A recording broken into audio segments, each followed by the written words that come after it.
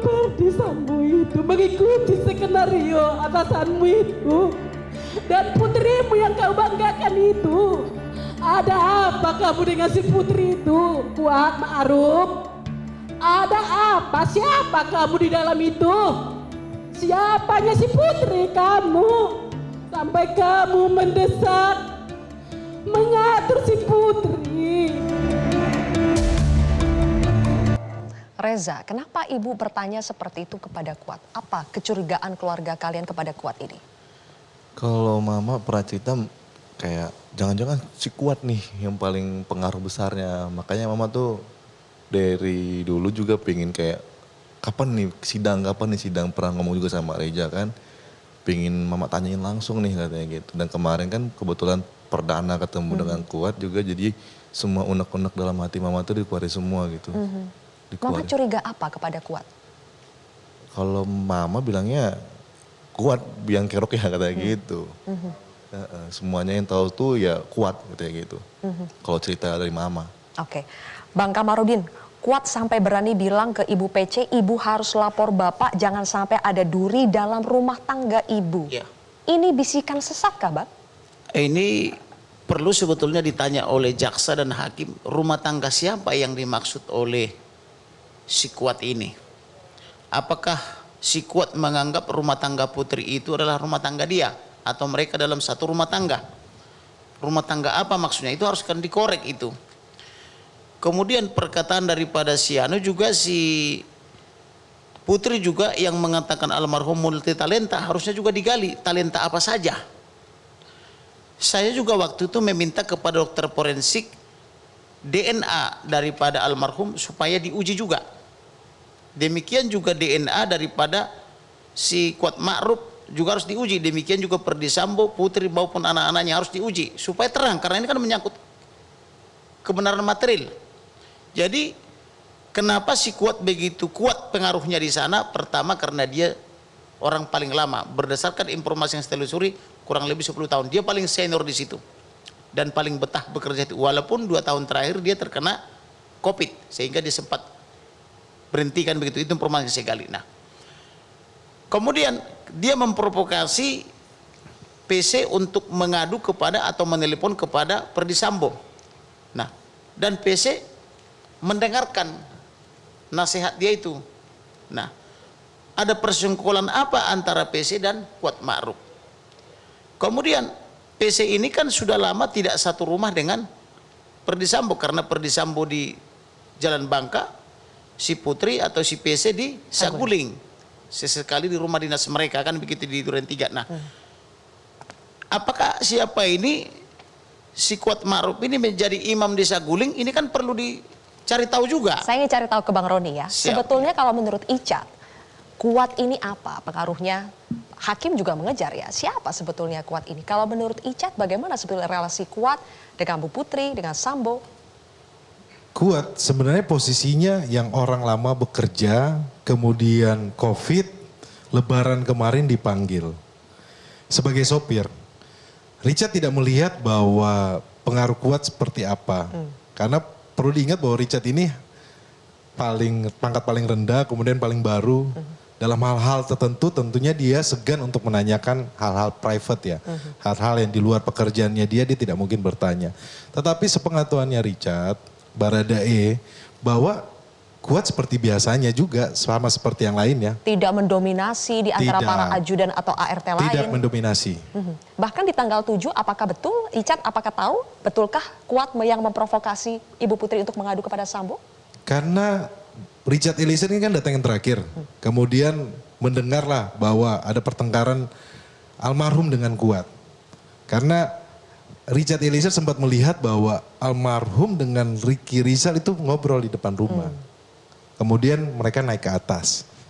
Yang diajak oleh Ricky Rizal yang ngobrol, menurut keterangan di RR sempat ngobrol lagi sama PC 15 menit. Oke, Yosua sempat ngobrol dengan PC karena memang dipanggil PC ya? Betul. Oke, kita akan simak karena setelah kejadian pertemuan antara keluarga Yosua dengan Sambo dan Putri, akhirnya Sambo pun untuk pertama kalinya meminta maaf secara langsung di hadapan keluarga Yosua. Kita simak berikut ini.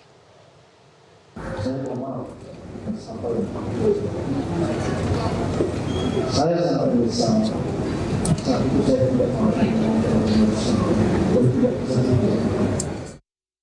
Mas Handoko, ada emosi apa saja dalam permohonan maaf Sambo barusan?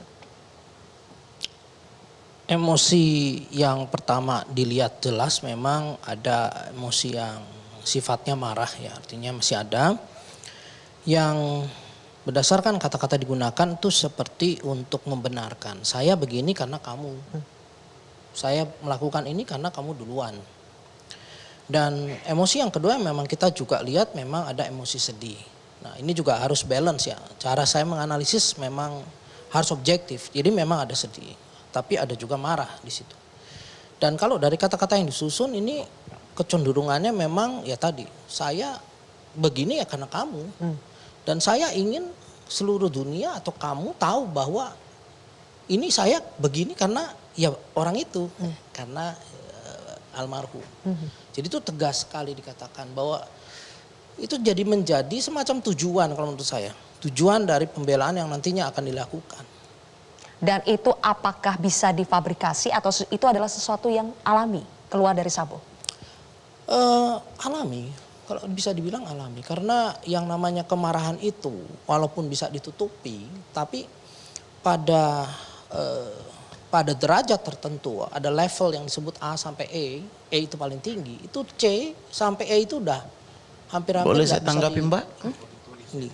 Saya melihat itu tidak alami. Itu hafalan sudah ditulis di kertas. Apa yang diucapkan oleh Perdi Sambo dengan apa yang diucapkan oleh Putri itu skenario pengacaranya sudah ditulis. Jadi dia tinggal membacakan. Kalau orang meminta maaf itu harus dari lubuk hati yang paling dalam dan spontan. Nah, contohnya Barada Richard Eliezer. Kalau dia tulus, makanya sejak saya lihat wajahnya pertama kali, walaupun saya meminta dia dijadikan tersangka, tapi begitu saya lihat wajahnya, ini wajah orang baik. Maka saya minta kepada keluarga ampuni dia. Beda dengan apa namanya, karena saya ini kan jago membaca wajah karena saya mantan marketing saya. Jadi apa namanya, Perdi Sambo ini maupun si PC ini dihafal. Bahkan satu lagi, pengacara Perdi Sambo, pengacara Putri, pengacara Ricky Rijal dan pengacara Kuat Maruf itu satu grup. Termasuk pengacara apa namanya Susi ini satu grup. Dari grup sana, tanpa bermaksud saya bermaksud Sarah, ya itu dari grup sana semua. Baik. Jadi artinya itu tidak ada alami di situ, itu tidak natural. Itu hafalan. Saya bantah gitu. Ya. Walaupun kita ini membaca, tapi ada emosi di dalamnya. Dan ketika tadi saya katakan alami, saya tidak mengatakan artinya itu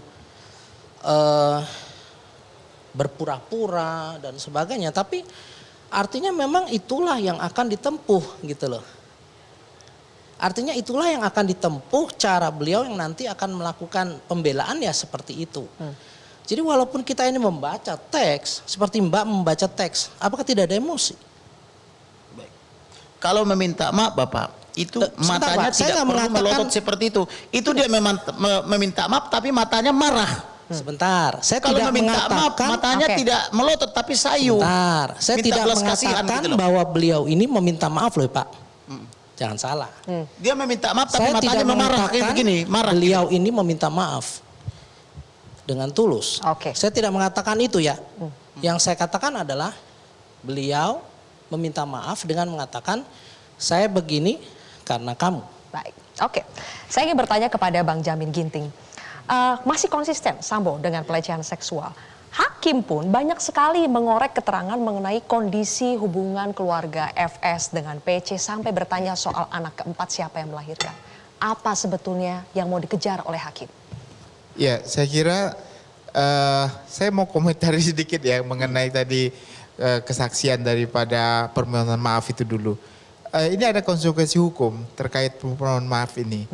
Dalam hukum itu kalau orang meminta maaf atas apa yang dia lakukan berarti dia itu sudah mengakui apa perbuatannya. Yang pertama itu. Yang kedua dia meminta maaf karena saya begini katanya. Berarti ada sesuatu alasan dia meminta maaf karena ada sesuatu yang dia nggak suka dia lakukan itu. Itulah yang dimunculkan motif.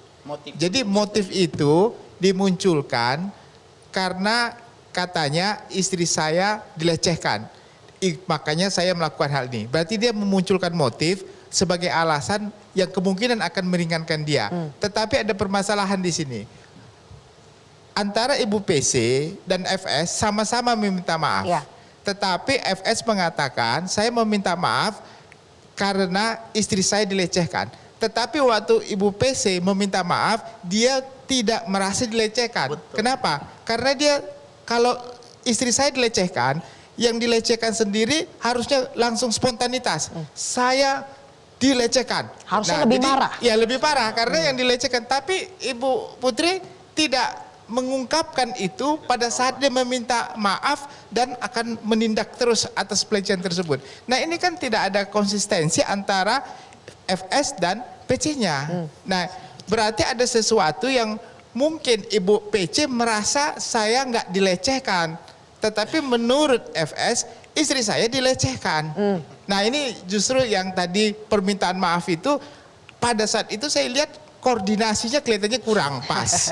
Makanya tadi dikatakan terkait dengan tulisan itu harusnya nggak begitu. Harusnya dua-dua konsisten sepakat dilecehkan. Oke, sebelum kita break Mas Handoko, kalau Anda membaca Putri bagaimana ketika dia ini meminta menarik. maaf? Betul sekali. Kita tahu Putri ini kan, Bu Putri ini mengatakan bahwa saya adalah korban pelecehan. Tetapi dengan tadi hafalan yang disampaikan, dengan emosi yang keluar ini nggak sama gitu. Seorang yang mengatakan dirinya sebagai korban, kenapa meminta maaf atas nama keluarga? Kemudian meminta maaf atas apa yang dialami oleh pada keluarga. Ini menjadi menarik karena secara emosi ini agak unik, orang yang harusnya depresi, traumatis dan sebagainya, harusnya kenapa harus minta maaf gitu loh. Dan ini yang saya katakan walaupun sudah tertulis, emosi asli itu akan keluar, itu akan kontras, jadinya tidak selaras. Baik, oke. Selanjutnya kita akan bahas soal apakah keterangan saksi-saksi sejauh ini menguatkan bahwa memang betul telah terjadi pembunuhan berencana. Kami akan bahas lebih jauh pemirsa, usai jeda.